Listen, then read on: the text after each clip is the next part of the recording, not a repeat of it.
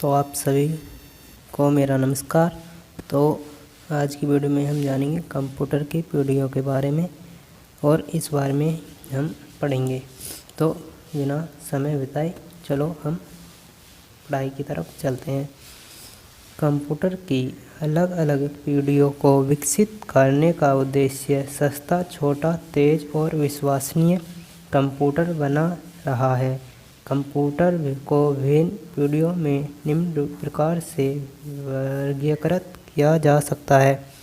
प्रथम पीढ़ी के कंप्यूटर 1940 से 1959 तक चले। द्वितीय पीढ़ी के कंप्यूटर 1959 से 1965 ईस्वी तक चले। तृतीय पीढ़ी के कंप्यूटर 1965 से 1971 तक चले।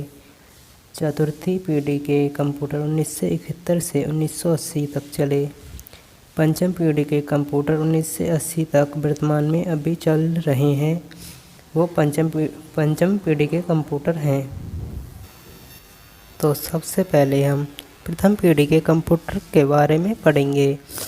तो वर्ष 1940 में प्रोफेसर जे रोस्पेर एकर्ट और जॉन मोचली ने प्रथम डिजिटल कंप्यूटर का निर्माण किया, जिसमें उन्होंने निर्मित यूट्यूब का उपयोग किया।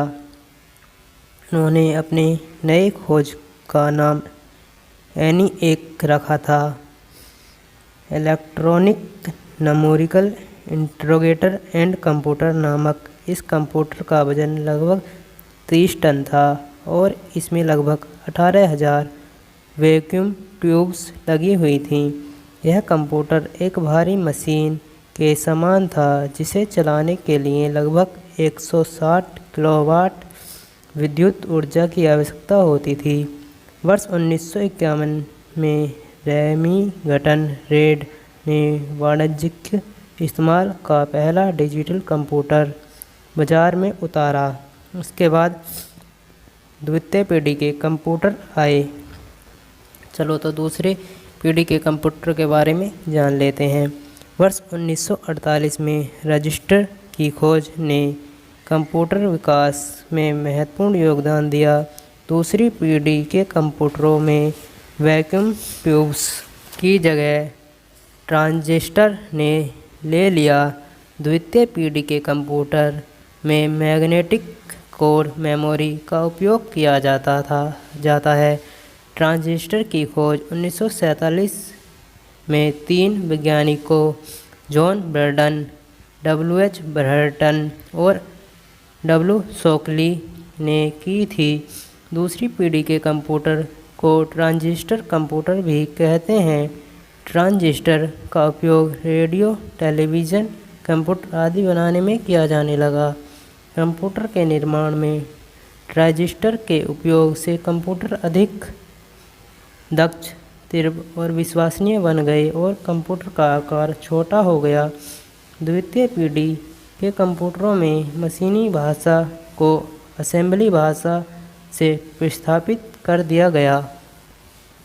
चलो अब तृतीय पीढ़ी के बारे में भी जान लेते हैं। द्वितीय पीढ़ी में वैक्यूम ट्यूब का स्थान ट्रांजिस्टर ने ले लिया था, लेकिन इसके उपयोग से बहुत अधिक मात्रा में ऊर्जा उत्पन्न होने लगी, जो कंप्यूटर के अतिरिक्त अंगों के लिए हानिकारक थी। वर्ष 1958 में जैक किल्बी ने इंटीग्रेटेड सर्किट का निर्माण किया और इस पीढ़ी के कंप्यूटरों में परिचालन तंत्र का प्रयोग हुआ। तृतीय पीढ़ी में वैज्ञानिकों द्वारा कंप्यूटर के अधिक से अधिक घटकों को एक एकल चिप में समाहित किया गया, जिसका परिणाम यह हुआ कि कंप्यूटर अधिक तेज एवं आकार में छोटे हो गए। तृतीय पीढ़ी में ऑनलाइन सिस्टम का बड़े पैमाने पर विकास हुआ। तृतीय पीढ़ी के कंप्यूटरों की सबसे बड़ी विशेषता यह थी कि यह हाई लेवल लैंग्वेज को सपोर्ट करता था। तो चलिए चतुर्थी पीढ़ी के कंप्यूटर के बारे में भी जान लेते हैं। वर्ष 1971 में बहुत अधिक मात्रा में परिपथों को एक एकल चिप में समाहित किया गया। चौथी पीढ़ी के कंप्यूटर में LSIC लार्ज स्केल इंट्रोगेशन कार्गेट के स्थान पर VLSI very large scale interrogation तथा ULSI ultra large scales interrogation का प्रयोग आरंभ हुआ, जिसे एक चिप में लाखों चीज़ों को संग्रहित स्टोर किया जा सकता था। VLSI तकनीक के उपयोग से माइक्रोप्रोसेसर का निर्माण हुआ, जिससे कंप्यूटर का आकार में कमी और क्षमता में वृद्धि हुई। वर्ष 1981 से IBM इंटरनेशनल बिजनेस मशीन ने पर्सनल कंप्यूटर प्रस्तुत किया, जिसका उपयोग घर, कार्यालय एवं विद्यालय में होता है। इस पीढ़ी में लैपटॉप और पामटॉप का निर्माण किया गया, जिसका उपयोग कहीं भी किया जा सकता है। चतुर्थी पीढ़ी के कंप्यूटरों की सबसे बड़ी विशेषता यह है कि इसमें पाइपलाइन तकनीक का प्रयोग किया गया। इस पीढ़ी के कंप्यूटर में नेटवर्क का बहुत विकास हुआ। तो आगे हम पाँचवीं पीढ़ी के बारे में भी जान लेते हैं। तो अगर आपको वीडियो अच्छी लग रही है तो अपने दोस्तों को शेयर करें, और जो भी हमसे मिस्टेक हो उसे हमें कमेंट के ज़रिए बताएं। तो पाँचवीं पीढ़ी के बारे में जान लेते हैं।